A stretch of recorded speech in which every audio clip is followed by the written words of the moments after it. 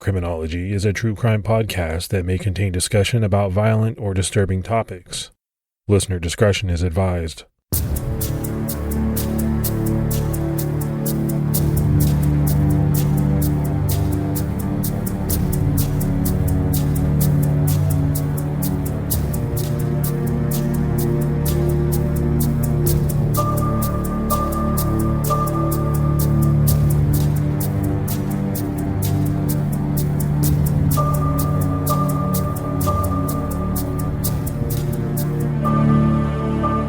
Hello, everyone, and welcome to episode 379 of the Criminology podcast. I'm Mike Ferguson. And this is Mike Morford. Mr. Morford, how you doing this week, buddy?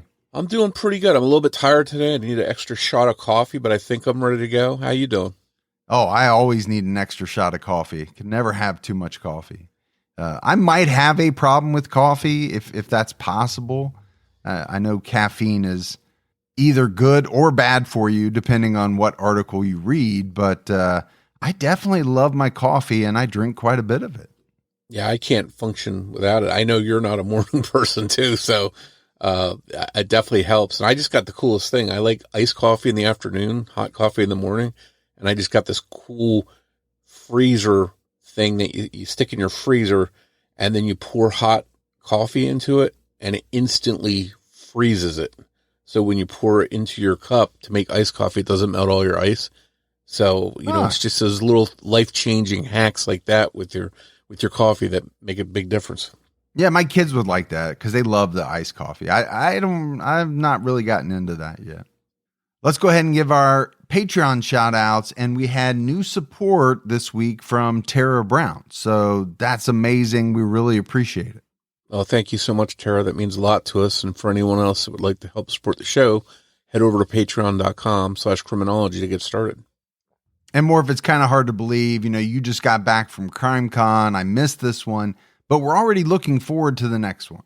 It's in Vegas. It's only about 8-9 months away, happening May 29th to the 31st, 2026 at Caesar's Palace.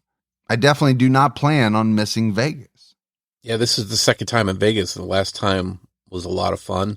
And it is crazy to think that it's already coming, but this is something that's going to be high demand. A lot of people are already talking about it. I've already had a couple of people reach out asking if they could use our promo code, and that's going to save 10% on their standard badges. So you can use that promo code Criminology at crimecon.com, and when you check out, yeah, CrimeCon's always a blast, and Vegas is definitely a blast. So we'll be on Podcast Row, and we'll have our annual joint Criminology TCAT meetup. So we look forward to seeing a lot of listeners there. All right, Morph, let's jump into this week's case. And we're going back in time to 1964 to discuss a brutal and shocking murder that happened in my home state of Ohio, the murder of 16-year-old Beverly Jarosz, who was savagely attacked and killed in her own bedroom. For over 60 years, Beverly's killer has escaped justice. But as we'll talk about, the days of her killer remaining unnamed may be coming to an end. In 1964, 16-year-old Beverly Jarosz, her 12-year-old sister Carol, and their parents Thaddeus and Eleanor lived in a 2-story home at 10921 Thornton Avenue in Garfield Heights, Ohio. It was technically 1.5 stories, with only a shared bedroom for the girls upstairs. Beverly was a junior at Marymount High, a private all-girls Catholic school. And I guess you could say that Beverly was an old soul. Instead of rock or pop music, she was a fan of classical music. She also loved art and enjoyed trips to the Cleveland Museum. But perhaps Beverly's greatest joy was writing poetry. She kept a book of poetry near her bed, so she could immediately write down the words as they came to her. While Beverly was different from a lot of 16-year-olds, she also had one thing in common with many of them. She wasn't quite sure what she wanted to do when she became an adult. At times, she talked about becoming a Latin teacher, and at other times, leaned towards becoming a nun. For now, as a 16-year-old, she was focused on her studies, and she had a part-time job at a local hospital. Life for the family was good in Garfield Heights, a city of just under 40,000 residents. While the crime rate was rising in Garfield Heights in 1964, as it was in much of the rest of the country, it was still a quiet and relatively safe place to live. We say it in a lot of older cases that we talk about. It was the kind of neighborhood where people trusted each other. They knew their neighbors and they felt safe. Many people didn't lock their doors, but that would all change in December of that year. On the morning of December 28th, just a few days after Christmas, Beverly and Carol were out of school for winter vacation, but their parents both had to work. So after they all had breakfast, Beverly and Carol went to visit their grandmother, Marie Vanek. It wasn't a far walk. She lived about a mile away from the Jarosz home, up nearby Turney Road. On the way, they stopped at a bakery to buy a loaf of bread for lunch, as Marie had asked them to. Once they arrived at Marie's, they all ate lunch, and then the girls helped shampoo their grandmother's hair. At around 11 a.m., Beverly called her friend Barbara Klanowski to finalize some plans for that afternoon. The plan was for Barbara to walk to the Jarosz home, and then from there, she and Beverly would go to the home of a mutual friend, Margie Gorney. The three were going to go shopping at the mall together. They agreed that Barbara would get to the Jarosz house at 12:30, and they would head to Margie's shortly after. So while Carol stayed behind, Beverly left her grandmother's house early that day so that she could go home and get ready. She was planning to wear a new sweater that she had just gotten for Christmas. Since she was in a hurry, she waited at the bus stop around the corner from her grandmother's house. While she was waiting, one of the neighbors was on her way home from getting groceries and saw Beverly standing at the bus stop. As soon as the neighbor's 18-year-old son got home from his job interview, his mom told him to give Beverly a ride home since it was cold outside. James Mondesluski, the neighbor's son, picked Beverly up at the bus stop and drove her home. He pulled right into the driveway and saw Beverly enter the home through the side door, but he left immediately after that. This was around 12:10 p.m. We know that soon after she got home, a jeweler called the Jarosz home.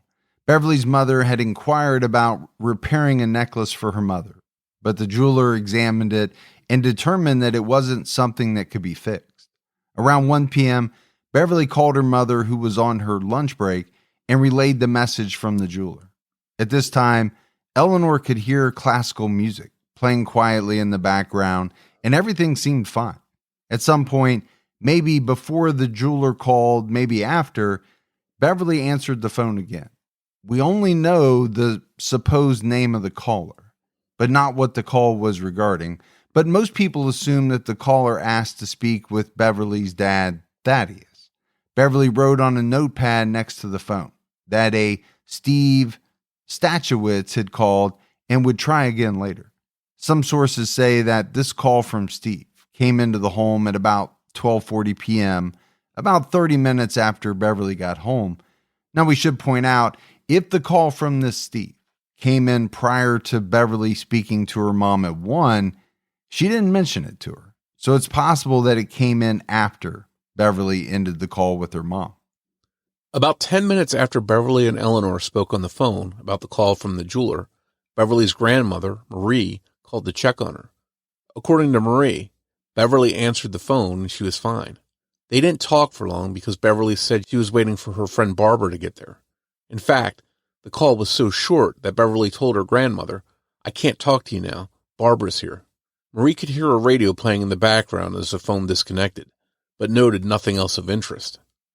Just before 1:30, which was about another 10 minutes after Marie's phone call, Barbara made it to Beverly's house. She was running late that day, about a full hour late to be exact. She walked up to the front door and rang the doorbell, but Beverly didn't answer. It was locked. She figured that the music was too loud for Beverly to hear the doorbell, so Barbara went around to the side door. But the outer storm door was also locked. The inner door was slightly open, and Barbara could hear loud music coming from somewhere inside the home. She knocked on the storm door and waited, but Beverly didn't come to unlock the door for her. At this point, Barbara was confused. She thought that maybe Beverly had just gone to Margie's without her, but it did seem like she was home since the door was open and the radio was on. She started to leave, but then she heard a few thumps that sounded like they came from the second floor of the home. She couldn't tell exactly what it was. Maybe furniture moving, a drawer, or door slamming, or someone dropping something. But after the thumping, other than the music playing, everything was quiet. Now, after hearing the thumps, Barbara thought Beverly was getting dressed and was rushing, and that caused the thumps. So she went back to the front door and waited for a few minutes, even grabbing a magazine out of the mailbox to browse through until Beverly came to the door, but she never did. Finally, Barbara left the house. She wasn't sure what was going on, but she felt that maybe Beverly was angry with her for being so much later than the time they had agreed to. She thought to herself that maybe Beverly was home, but the open door and radio were a message to Barbara. She was being ignored. And I think it's important to pause here and discuss the timeline. So 10 minutes before Barbara got to Beverly's home, Beverly was rushing her grandmother off the phone, saying she couldn't talk because Barbara was there. And I think this brings to mind a couple scenarios. The first, maybe that Beverly did something many of us have done at one time or another, and that's to rush someone off the phone with an excuse of why you can't talk. But there are a couple other possibilities worth considering. One, maybe Beverly heard a knock at the door when she was on the phone with her grandmother and rushed off the call. Or perhaps Beverly's killer was already in the home with her and forced her to give an excuse to end the call. Yeah, Morf, I do think the timeline in this case is extremely important because of some of the calls made. You know, there is quite a bit known about what Beverly was doing at very exact times. And then you have, Barbara coming to the home. But I think, these couple of scenarios that you put forth, they're both scary in different ways. Obviously, if someone is in your house and forcing you to get off the phone, that's a very scary thought.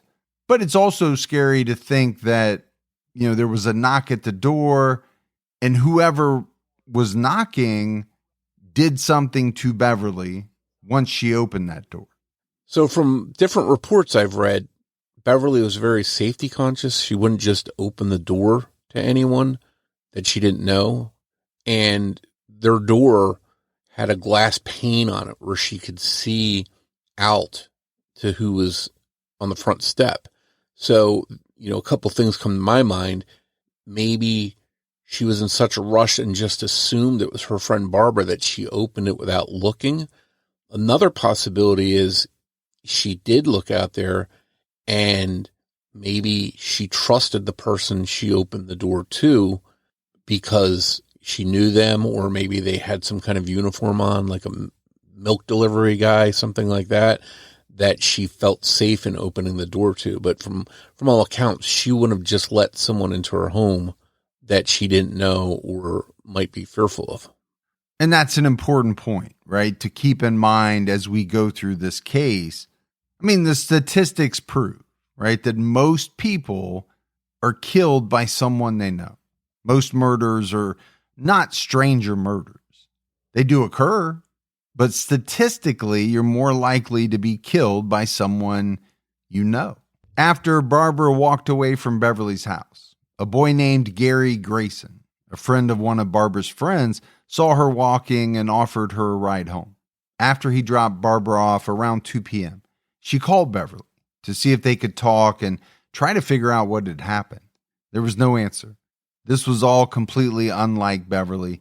Barbara said in a statement to the Plains Dealer newspaper, Beverly was a very reliable person, always prompt. Since neither of her friends had shown up, Beverly or Barbara, Margie was trying to figure out where they were and when she could expect them. She called Beverly, but didn't get an answer. So then she called Barbara, who explained the situation at Beverly's house and how she was probably just mad at her.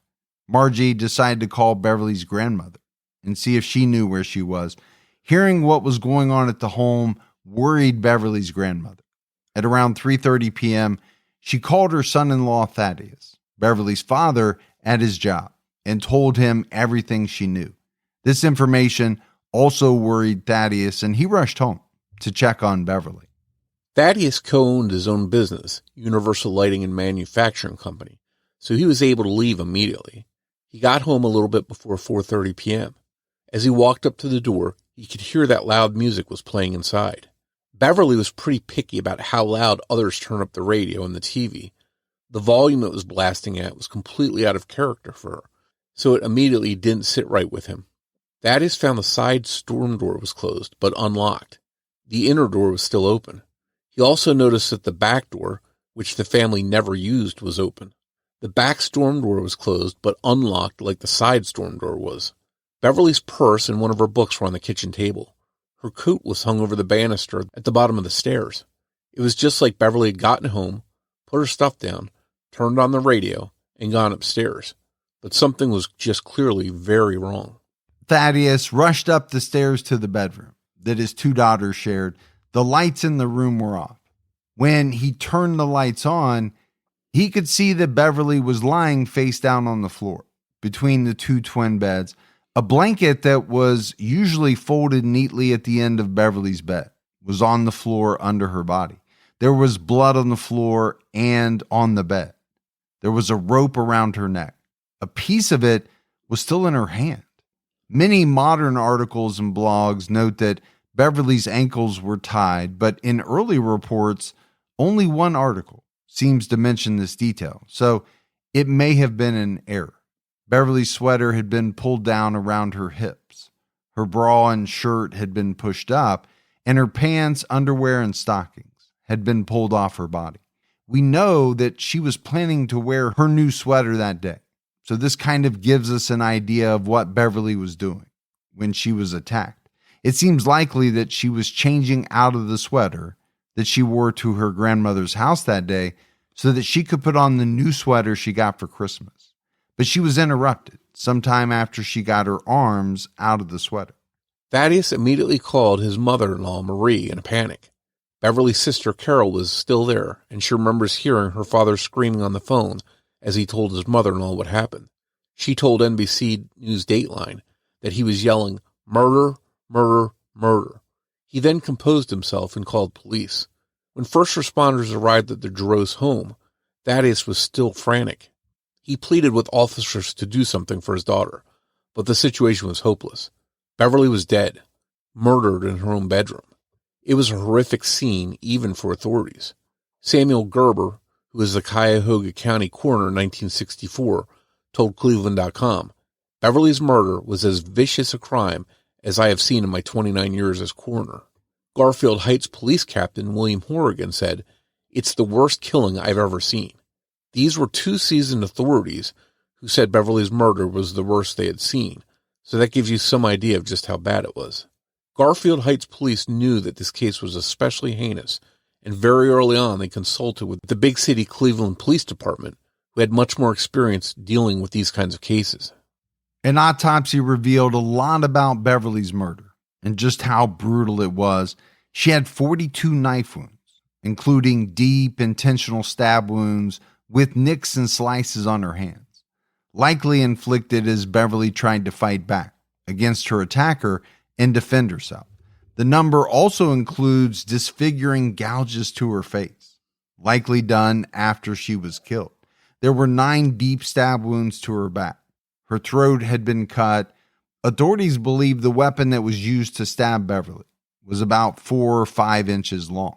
Most of the stab wounds Beverly received didn't puncture her clothes, meaning her clothes were likely off when she was stabbed.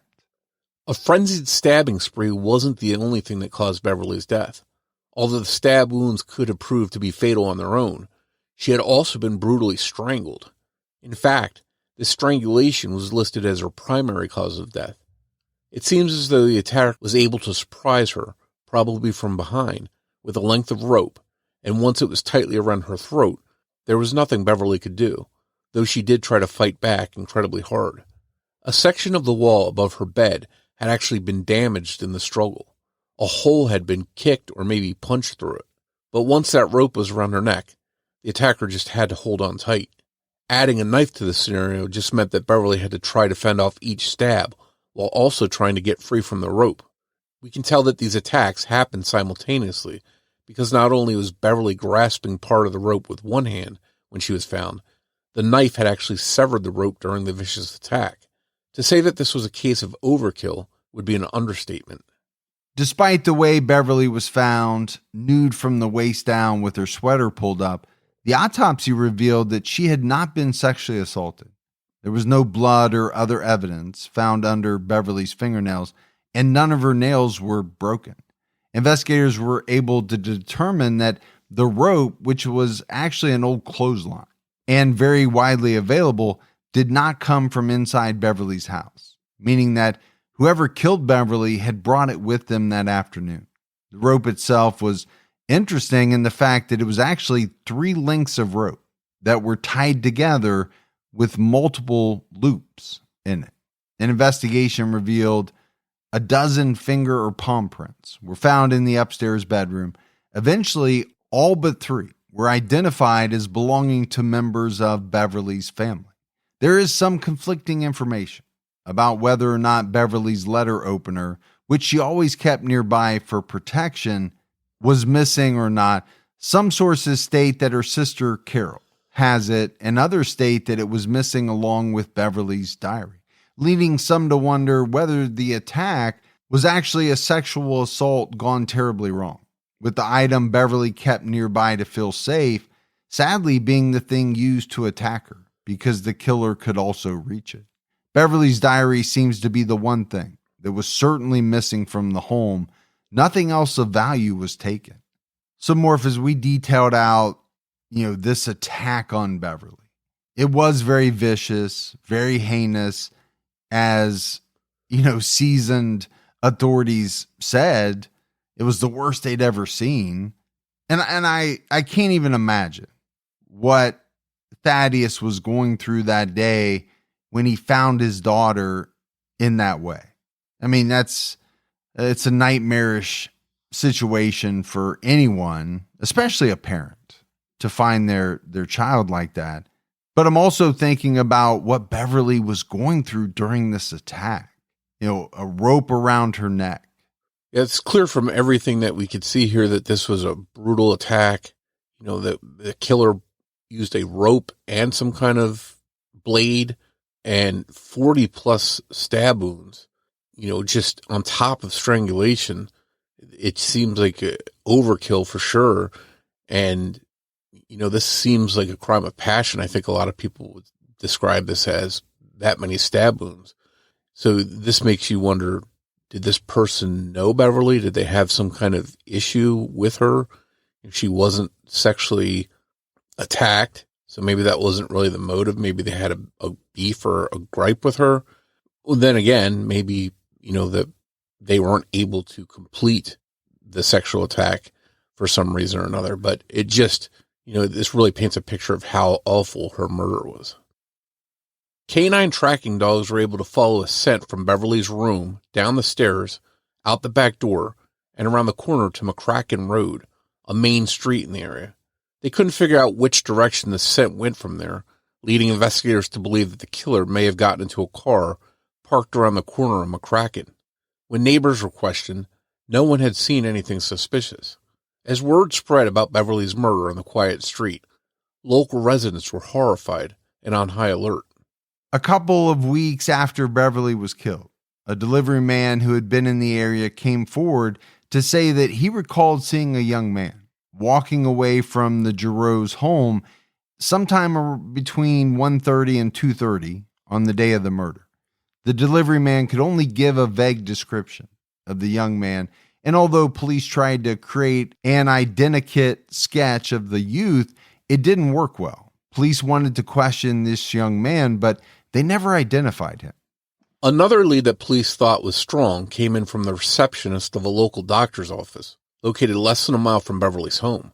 She told police that on the day of Beverly's murder, at around 2 p.m., a middle-aged man came into the office seeking aid for a deep cut on his hand.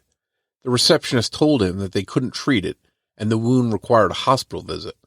After that, the man walked out of the office. Police checked with local hospitals and could find no man who had received treatment on his hand on the day of the murder. Police asked several local doctors if they had treated such a man with an injury like that, and none had. This man was described as white, about 5'7" to 5'8", and being 35 to 40 years of age with a stocky build. Police wanted to question this man, but they never identified him. So no doubt police had a couple of interesting leads, or at least suspicious people or people they wanted to question. And that's a good thing, right? That's good information. The problem is if you can't identify either of these people, which the police ultimately couldn't, then you never get to talk to them. Now, one of these individuals could have been the killer, or at the very least, they could have seen something that would have given the police more information to go on. Yeah, these both seem like tantalizing leads, and maybe they were connected to her murder, maybe they weren't. But on paper, just from the details that we see, one guy is seen walking away from Beverly's home. The other guy has a deep hand wound. So, certainly the police would want to just inquire with these guys and rule them out. And, but unfortunately, not being able to identify them prevents that. Well, and the guy with the deep cut on his hand, to me, is especially interesting. If you think about the number of stab wounds that we talked about, depending on what kind of weapon was used, it's very common for an attack like that to cause a wound on the perpetrator. Your hand slips and makes contact with the blade part, and you get a deep cut because it's so frenzied. Police wanted to check with people close to Beverly to see if they could offer anything of value, and asked Beverly's friends if they knew of anyone who might have a reason to be angry with Beverly, but no one came to mind, and nobody that police talked to could name a suspect that they thought could be responsible for her murder. There was no one that anyone could think of that would want her dead, or that they felt could be capable of such awful violence. She was generally described as a nice person, loved by all who met her. She did volunteer work at a hospital. She wasn't out there causing problems, making people angry who would want to take revenge against her. Not obviously, anyway. But it seems as if someone certainly had a deep-seated hatred for Beverly. But who hated Beverly so much that they were willing to strangle her and stab her 40 plus times? This seemed extremely personal, but police were at a loss. Investigators tried to leave no stones unturned and questioned everyone Beverly knew. They started with Beverly's boyfriend at the time, 18-year-old Roger McNamara, who cooperated with the investigation and reportedly passed a polygraph exam. Roger had been at the Jarosz home the night before the murder. A few neighbors had gone to the home for a dinner party the night before, and Roger showed up during the gathering. No one noticed anything wrong between him and Beverly. Roger was also Beverly's friend Margie's cousin. Surely she would have noticed if he were acting suspicious. Roger's alibi was that he was sick at home when Beverly was killed. One of the people police hoped to track down was the mysterious Steve that had called for Beverly's father, and Beverly wrote down the message. Investigators were never able to track down a man of this name, and Beverly's dad didn't know anyone with a name remotely close to that. Police came to believe that this caller may have been Beverly's killer, trying to ascertain if Beverly was home alone that day. There are various spellings and pronunciations of this name in newspapers and online. They range from Stackowitz to Stankiewicz to various spellings of Steve or Steven. We can assume it wasn't someone Beverly knew, or she would have recognized their voice. Unlike today, tracking phone numbers that had called the Jarosz home was not something that could be easily done in 1964, so there's no telling where the killer called from, although we know something was wrong at close to 1:30 to 1:40, and that Beverly had received a call from the mysterious Steve sometime after 12:30 when she got home. So if the caller was her killer, he had to have called from not too far away to fit the timeline. The use of the rope on Beverly, or the need to use the knife because the killer wasn't able to overpower Beverly with only the rope, and the fact Beverly was not sexually assaulted, led some investigators to wonder whether they should be looking for a female suspect. Some people suspect that Beverly's friend Barbara isn't telling the truth about Beverly's murder. To this day, many people online speak about the case as if she's the only possible suspect. A lot of them didn't buy her claim that she could hear some mysterious thump coming from upstairs over the music, and people are suspicious of the fact that she left the house even though things were weird at the home, and she didn't wait to hear from Beverly. But one of the reasons that Barbara just left instead of being more insistent that Beverly come to the door is that she felt Beverly might have been mad at her because she showed up late. If you thought a friend was mad at you and didn't want to talk to you, do you really think it would calm them down to keep knocking and ringing their doorbell? People also ask why she didn't go to a neighbor's house and tell them something was wrong. Some people find it odd that Barbara didn't go to their friend Margie's plant. The thinking there is that Barbara had to go home to wash up, change, and figure out how to cover her tracks. But the whole reason that Barbara was going to Beverly's that day before they went to Margie's or the mall is that she didn't want to meet up with Margie without Beverly. The two were best friends, and Barbara, who was newer to the friend group, felt more comfortable hanging out if Beverly was there. Why would she suddenly go to Margie's alone when that was kind of the whole point? Many wonder whether the canine dogs were tracking Barbara's scent to McCracken Road and suspect that Gary Grayson was actually her getaway driver. Remember, he claimed he had given her a ride after she walked away from Beverly's. If he wasn't involved and wasn't her getaway driver, then surely he would have seen blood all over Barbara after she got into his car. Barbara has been dragged through the mud since the early days of the investigation. It seems like even some of Beverly's family suspected her over the years. Barbara told Cleveland.com, "You can't imagine what it was like to be a 16-year-old and have people call you up in the middle of the night and call you a murderer." It seems that the police never have considered Barbara as a suspect in the murder of her friend. But how terrible is that to be in that situation, right? Your friend is found murdered, which is a horrible thing in and of itself. And then the aftermath is that people are thinking you're a part of it or you were the one who murdered her. Now, I get it. In these types of cases, people online speculate about a lot of things today. But it seems as though even back then in the 60s, people were calling her up on the phone, calling her a murderer. That's a lot for anyone to handle, let alone a 16-year-old. Yeah, and I understand why some people would say, hey, we have to consider her because she was there right around the time, the murder happened. Some of the things she said don't sit right with people, but at the end of the day, there's no physical evidence that ties her to the crime. And, what she's had to deal with for all these years is terrible. And I didn't really look at her story as being all that suspicious. I could see that playing out just the way that she described it. You're 16 years old. You go to your friend's house.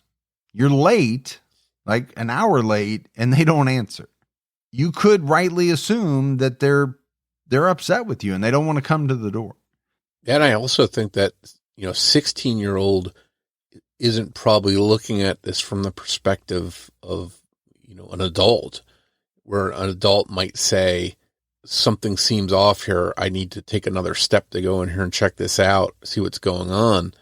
Maybe, Beverly is hurt. Maybe something has happened. I don't think a 16-year-old is thinking about that kind of stuff and thinking about, any possibility that her friend is upstairs being murdered. So, I think it just, is maybe a little bit of being naive at her age and not, thinking the worst in that situation. The prevailing theory is that whoever killed Beverly was interested in her romantically and was enraged that they were rejected by her. And if the killer was female, then she must have been jealous of Beverly, who was popular, smart, and pretty. This seemed to clearly not be a case of a robbery gone wrong. Nothing of value was taken from the home, and it wasn't ransacked. This murder seemed deeply personal and targeted. The killer planned ahead and brought that length of rope already knotted and ready. If they were the mystery caller Steve, Then the killer made sure that Beverly was home alone and also thought enough ahead to use a false name. The neighbor who dropped Beverly off at her home that day, James Montezluski, had been dressed up for a job interview. He was on his way home after when his mother had asked him to take Beverly home. If Beverly did have a stalker, especially one somewhere in her neighborhood, could they have seen her being dropped off to an empty home by a sharply dressed man, as if she didn't want her family to know what she was up to? Could this have somehow fueled the hatred of Beverly? Or if the killer is female, did it stir up a rage because Beverly had a boyfriend and still had this other man doting on her? The possibilities seemed endless. What authorities and most people discussing the case online seem to agree on is that Beverly must have been familiar with and comfortable with the person who killed her. The entire Jarosz family was pretty safety conscious and always kept the doors locked. Beverly was so quick to lock the door, she accidentally locked her parents out at least once. Then again, thinking that Beverly knew her killer and let them in is a pretty big assumption. It's possible he or she got into the house without her knowledge and attacked her. She could have let the killer in when she opened the door, expecting that she was opening it for her friend Barbara. There's troubling evidence that in the days and weeks before she was killed, Beverly was being stalked, and possibly by more than one person. She had been receiving anonymous gifts of jewelry, some in the mailbox, and some pieces that were left on the back porch with a note that read, "To Bev." One night, Thaddeus caught a man standing in the yard staring up the window of Carol and Beverly's room. He chased him down the street, but lost him, and wasn't able to identify him for police. Someone was also calling the Jarosz home multiple times a day and hanging up as soon as anyone, no matter who it was, answered. Sometimes this happened more than 10 times in one day. The calls stopped about 3 weeks before Beverly was killed. Although there was no proof, Beverly's parents suspected that the hang-up caller and the anonymous jewelry gifter were the same person. Even though the anonymous admirer kind of freaked Beverly out, she did sometimes wear the ring that they had left for her. Did she have a good idea of who may have left it? She could have written that down in her diary, but we'll never know since that diary is missing.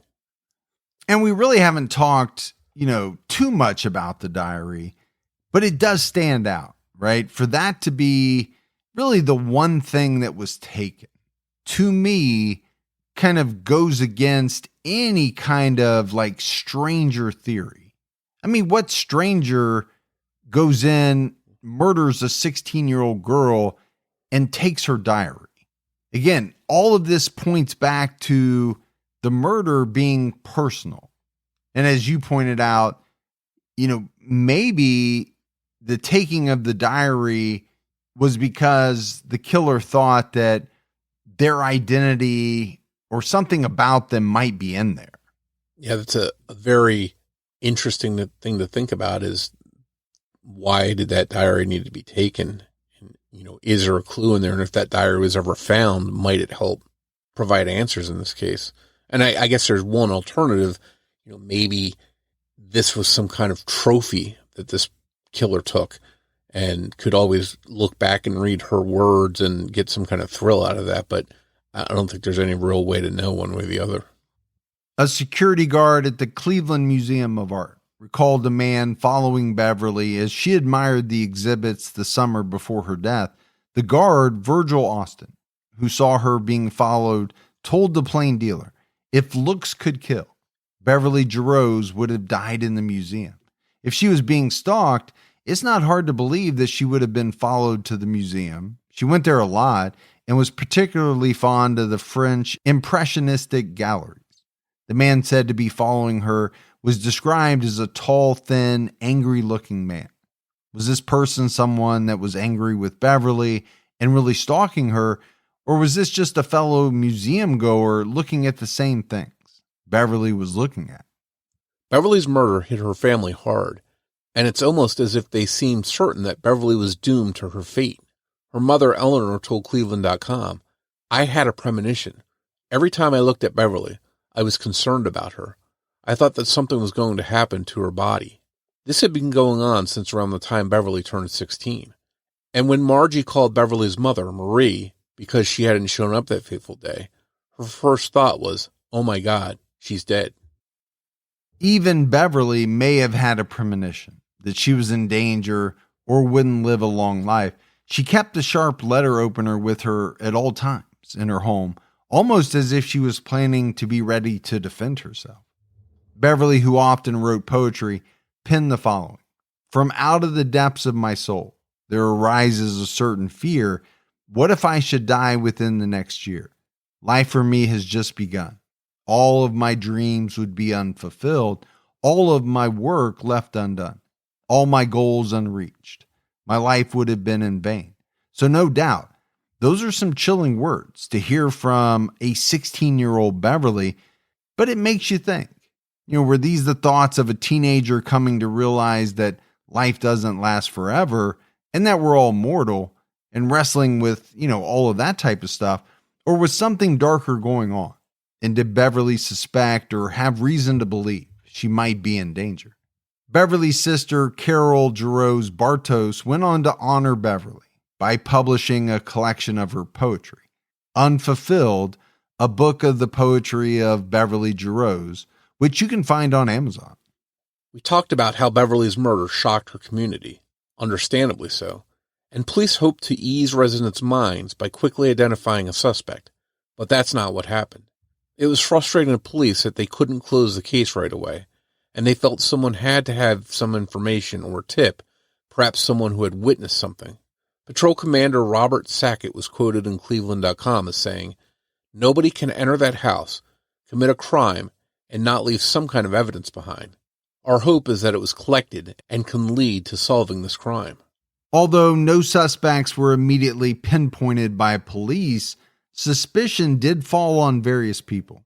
Just 2 weeks after Beverly's murder, Lindley Michael Bain, who was a junior in high school and lived near the Jarosz family, took his own life, leading to speculation that he was responsible for Beverly's murder and was subsequently overcome by guilt.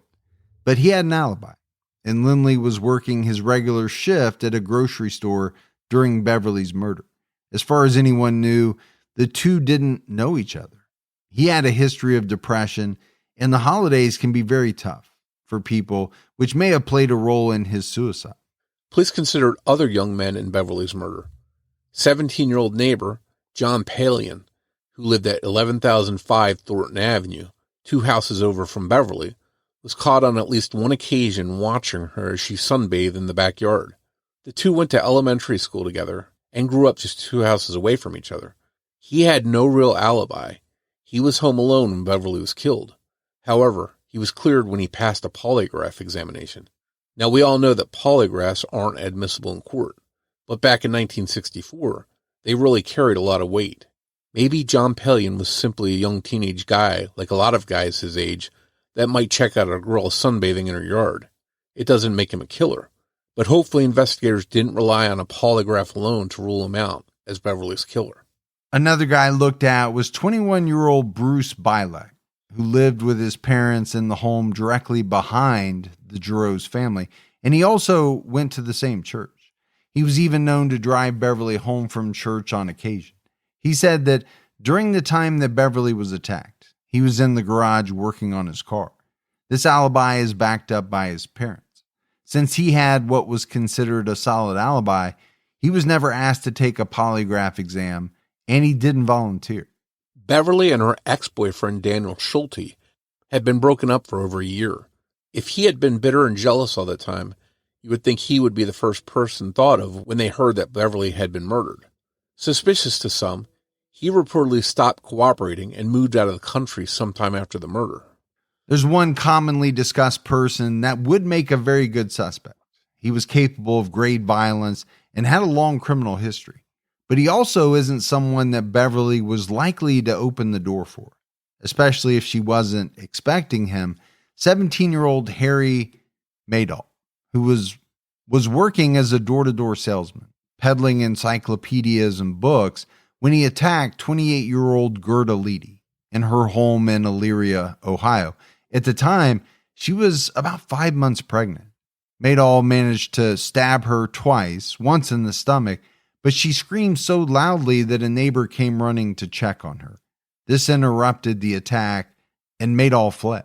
At the time of Beverly's murder, he was living with his mother off of McCracken Road, about a mile away from the Jarosz home. In the fall of 1964, Maydal moved to Garfield Heights and was hired at Hallie's department store in Cleveland. The Jarosz family did shop there on occasion. However, there's no proof that they ever crossed paths, and the anonymous gifts were left for Beverly in June, 3 months before Maydal moved to the area. If he was her killer, he was likely not the person sending her gifts. It's not clear if he had an alibi for Beverly's murder, but he was never charged with her murder and spent years behind bars and then later on the run after violating parole. So, there's some people we talked about here. This Maydal guy is interesting because sometime after Beverly was murdered, he committed this attack on a pregnant woman in her home. He was a door-to-door salesman. You have the ex-boyfriend, but they had been broken up for over a year. You've got the neighbor who was kind of watching her sunbathe. And then you have the guy that went to her high school who, ended his life. I mean, they're all interesting people to talk about, but there's very little, if anything, that's concrete that would really kind of point to them as being the killer. Yeah, I think it really goes to show that there was a wide net cast in this case, and people that were in the area, whether they, took their own life or had once watched Beverly sunbathing, or, the one guy lived down the street, but not till after he winds up committing a terrible crime. It makes sense to look at all these people and consider them, but, at the end of the day, there's nothing that, as far as we know, directly connects them to Beverly's murder. In early 1965, someone confessed to Beverly's murder. It was kidnapper William Rehard, who was 22 years old at the time.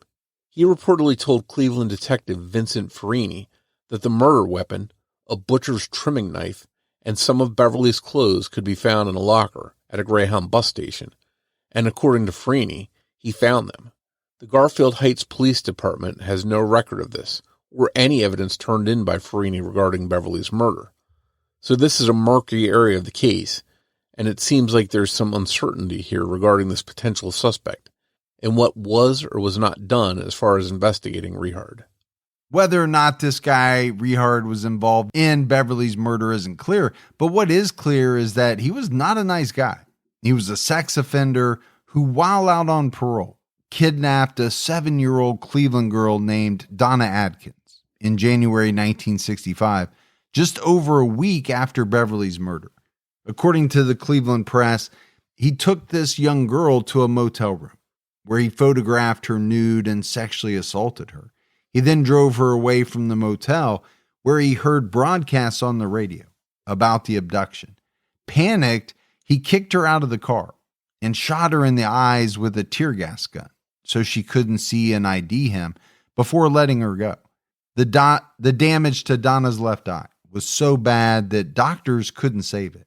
Courageously, Donna provided enough info to police that they were able to ID Rehard as her abductor, and he was arrested. While awaiting trial in the Cuyahoga County Jail, Rehard took his own life by hanging himself. If he had anything to do with Beverly's murder, he took that secret to the grave.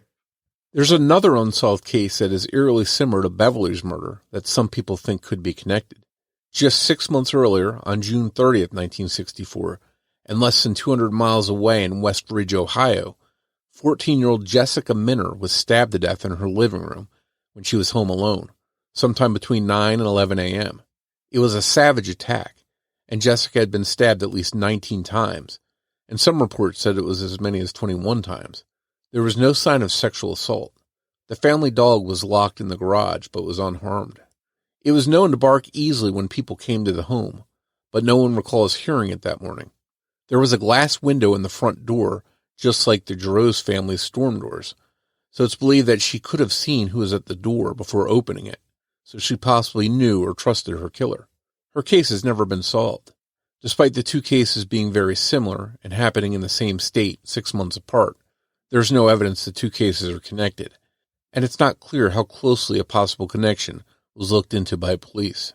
7 years after Beverly's murder, while Beverly's sister Carol was away at college, Thaddeus and Eleanor attended a neighbor's funeral and returned home to find that the house had been broken into. As far as valuables, only a gold watch had been stolen. But interestingly, two of Beverly's favorite paintings, which Thaddeus had framed for her, had been taken off the wall and had their backings torn off. Was this done just to destroy them in some way, or was the intruder looking for something, maybe something that Beverly had revealed in her diary that had been hidden in one of her paintings? No one was ever caught for the break-in, and it's unclear if it was related to Beverly's murder. Following Beverly's murder, her family tried to go on with their lives the best they could. Eventually, weeks with no arrest became months and then years. Beverly's murder and her absence from the home weighed on her family. Beverly's sister Carol told Cleveland.com, "We didn't mention her name. It was there under the surface, always. And to make matters worse, for years after the murder, until Carol was a freshman in high school and eventually joined a convent, she had to sleep in the same bedroom her sister was killed." In 1980, Thaddeus and Eleanor Jarosz divorced. Eleanor moved out of the home, and Thaddeus stayed behind in the house his daughter died in. Eleanor was quoted by Cleveland.com as saying, "I don't think I ever talked about it to him. It was so painful. We never discussed it." Eleanor explained that the lack of talking is one of the main reasons their relationship broke down. Thaddeus Jarosz passed away in 2012 at the age of 90, still living in the house on Thornton Avenue. In 2018, Eleanor, who was 92, passed away in her home. They never learned who killed their daughter. And you see this in these types of cases, Morf, all the time. Just what kind of damage is done to the family? You know, it oftentimes it's very hard for couples to stay together after something like this happens. You know, either a divorce takes place or, you know, they've got to move out of the home. Here, there was a divorce between Thaddeus and Eleanor, but Thaddeus stayed in the home his entire life. And for a long time, Carol had to sleep in the very bedroom where her sister was murdered. I feel like that would be very tough. Yeah, and I wonder if maybe it's because he didn't want to leave that home because he felt a connection to his daughter there. But no doubt it would be a constant daily reminder of what happened there. And her sister having to sleep in that bedroom, I don't know how she was able to do that. You know, maybe a fresh start, moving out of that house might have helped this family stay together and wouldn't have wound up in a divorce. But there's no way to know that. You know, as you mentioned, families of victims that go through this, it takes such a toll on them that a lot of times divorce is the final result. Despite Beverly's case going cold for decades, it wasn't forgotten. In the fall of 2015, the Vidocq Society, who we've mentioned before in the show, took a look at the case. For those listeners not familiar with them, they're a group of criminologists and forensic experts based in Philadelphia. After sorting through the case, they identified a new suspect. This person hasn't been named publicly, but is described as a family friend of the Jaroshes, someone who Beverly would have unlocked a door for. This is interesting because Detective Captain William Horrigan reportedly identified such a suspect and began to call him every year on the anniversary of Beverly's murder, until one year, the suspect called him first. Many people have left flowers or condolences for Beverly on the Find a Grave memorial page for her. One of them, William Burr, seems to have gotten a lot of attention online. His most recent and most detailed entry in August of 2025 reads, "Bev, every time I hear the train whistle, I think of you. I think of the good times we had together, never any bad times. You were so beautiful, nice, and kind to me. You're always in my heart." We have no way to verify this, but according to people discussing the case online, William and Beverly weren't friends and had only met maybe once. Was this someone who simply was paying his respects to Beverly for being kind to him, or is there something sinister to his comments? It's just something we don't know. Sometimes in a case like this, patience and advancements in science can one day lead to answers. In 2019, Detective Carl Bigacki of the Garfield Heights Police Department told Fox8.com that investigators had identified at least 2 prime suspects using technology and science and some other investigative routes. Articles from late 2024 mentioned newly discovered DNA thanks to the use of MBAC technology on multiple items and evidence. It's possible that authorities are still working to obtain a usable DNA sample from the family friend, or that they're still trying to amplify a too small sample of that new DNA. This suspect has apparently refused to give a DNA sample or be fingerprinted multiple times over the years, and has also refused to sit for a polygraph exam. Perhaps one day, DNA evidence in Beverly's case will finally provide answers, and her killer might finally be named. There also remains unidentified prints from Beverly's bedroom that may one day be linked to someone. Ultimately, this case might not even come down to that DNA and those unidentified fingerprints, because investigators think it's possible that Beverly's killer may have confided in someone over the past 60 years. Detective Bigacki told Fox8.com, "We need someone who has firsthand knowledge, someone that has been sitting on a secret for years." He also said to Cleveland.com, "How could it happen and no one have ever talked about it?" The detective may be correct. Maybe someone out there does hold the key to solving the 60-year-old murder case of 16-year-old Beverly Jarosz. If you have any information about the murder of Beverly Ann Jarosz, you can contact the Garfield Heights Police Department by calling 216-475-5686. So, Morph, as we wrap up this episode, again, no doubt this was an absolutely horrific, vicious murder. The details are tough. There's no way around it. And we talked about, a number of individuals who have been looked at over the years. Now, we just said, right? The detective said, hey, there's somebody out there who knew something. They've been sitting on the secret. And maybe that's true. But I have a feeling that this case is probably going to come down to DNA. Of all the people we talked about, the person that interests me the most is this family friend who has not been named. This person who has refused to give a DNA sample, be fingerprinted, sit for a polygraph. It really seems like there's some smoke there. I don't know if there's fire, but there's definitely smoke. Yeah, it certainly seems like this is somebody that would be interesting. And as we mentioned, it's somebody that Beverly would have probably opened the door for without hesitation and let into her house.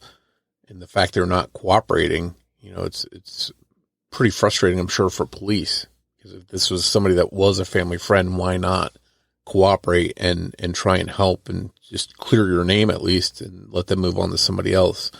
So, that's frustrating, but also frustrating just right from the start in this case were various potential leads that, people that police wanted to track down and talk to just to rule them out or see if they might be responsible. You had the young man walking away from Beverly's home. You had the guy at the hospital with the cut hand. They're never able to identify those guys. You had the strange call from the Steve character. You have to wonder, was that the killer calling? Or was it, a call that is a red herring and it was a person really calling for Thaddeus, although he seemed to not know who that was. But these are all frustrating leads that the police had to deal with from the very onset of the investigation.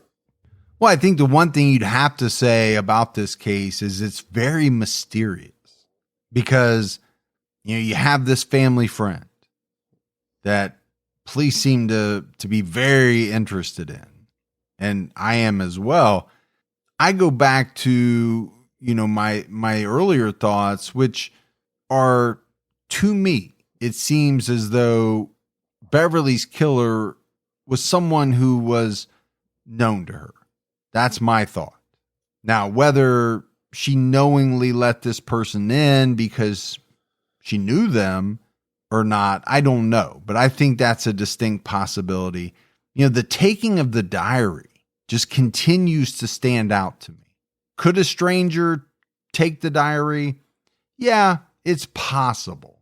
But I feel like it's more likely that someone who knew her would take it. Either because of the fact that it's a connection to her, or there was something in there that they thought might give their identity away. And you have to wonder if that diary is still out there someplace. Maybe one day somebody finds it and in a family member's belongings or something after they pass away. And then that, is a huge benefit to the case if it gets turned in. Or maybe that person, the killer, took it and has since disposed of it, and the diary is never going to be found. It's, it's just an interesting thing that might help the case one day if it's ever found. Yeah, I mean, if the killer was smart, they would dispose of it. But that's not what most killers do, right? If they're taking something like that, they're holding on to it because it gives them something. Some type of rush or, something like that. But again, DNA advancing. You have this MVAC technology. I do think this is one that is going to be solved in the near future. I really do. I certainly hope so. And I'm going to be keeping my eye open to see if there's any developments in the case. Yeah, absolutely. But that's it for our episode on Beverly Jarosz. As always, if you love the show but haven't done so yet, take a minute, go out, leave us a rating and a review. Also, keep telling your friends. Word of mouth about the podcast really helps us out. If you want to find us on social media, we're on every major platform. Just search for Criminology Podcast on your favorites. You can also go to our website, criminologypodcast.com, to get news, find old episodes, and more. And if you want to join our Facebook discussion group, head over to Facebook and go to Criminology Podcast Discussion and Fans. So that's it for another episode of Criminology, but Morf and I will be back with all of you next Saturday night with a brand new episode. So until then, for Mike and Morf, we'll talk to you next week. Take care, everyone.